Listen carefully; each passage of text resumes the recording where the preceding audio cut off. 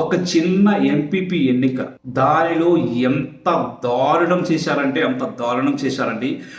ఉమ్మడి నెల్లూరు జిల్లా ఉదయగిరి నియోజకవర్గం ఇంజమూరు మండలంలో ఎంపీపీ ఎన్నిక సందర్భంగా జరిగిన ఘర్షణ వీడియోలు చూస్తే మనకు ఇట్టే తెలుస్తుంది.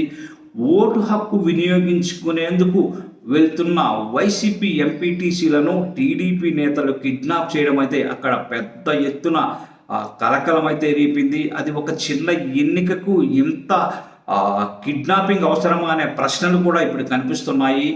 వైసీపీకి చెందిన 5గురు ఎంపీటీసీలు ప్రయాణిస్తున్న కారును మార్గం మధ్యలో అడ్డగించి టీడీపీ ఎమ్మెల్యే వర్గీయులు దాడికి పాల్పడ్డారనే ఆరోపణలు కూడా వచ్చాయి.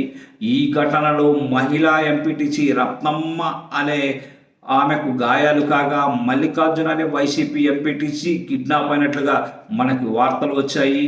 మరో ఎంపీటీసీ మోహన్ రెడ్డిని కూడా పోలీసులు నిర్బంధించారు. సో ఎన్నికలు జరుగుతున్న ఎంపీడీఓ కార్యాలయం ప్రాంగణంలోనూ ఎమ్మెల్యే అనుచరులు తమ జులుం ప్రదర్శించారని వైసీపీ నేతలైతే ఆరోపిస్తున్నారు. ఈ ఘటనతో ఇంజమూరు మండలంలో ఉద్రిక్త వాతావరణం అయితే నెలకొంది. పోలీసులు భారీగా మోహరించి పరిస్థితిని అదుపులోకి తీసుకొచ్చే ప్రయత్నం అయితే చేశారు. ఏదేమైనా సరైన బలం లేకపోయినా రాష్ట్రంలో ప్రతి చోట వైసీపీ నేతలపై దాడులు చేయడం, స్థానిక సంస్థలను కైవసం చేసుకోవడం టీడీపీకి పరిపాటిగా తయారైంది. అదే ఘటన వింజమూరులో కూడా పునరావృతమైంది. వైసీపీ నేతలపై దాడులు చేసి కిడ్నాప్ చేస్తున్న అక్కడ ఉన్న పోలీసులు కూడా పట్టించుకోలేదనే వాదనలు కూడా వినిపిస్తున్నాయి.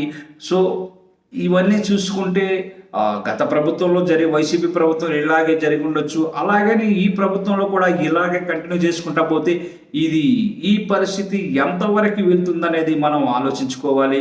ఇలా కిడ్నాపింగ్లు, అది ఒక చిన్న ఎంపీపీ ఎన్నికకు ఇన్ని కిడ్నాపింగ్లు అవసరం లేదు. మరి ఇప్పటికైనా ప్రభుత్వాలు మారితే చాలా బాగుంటుంది.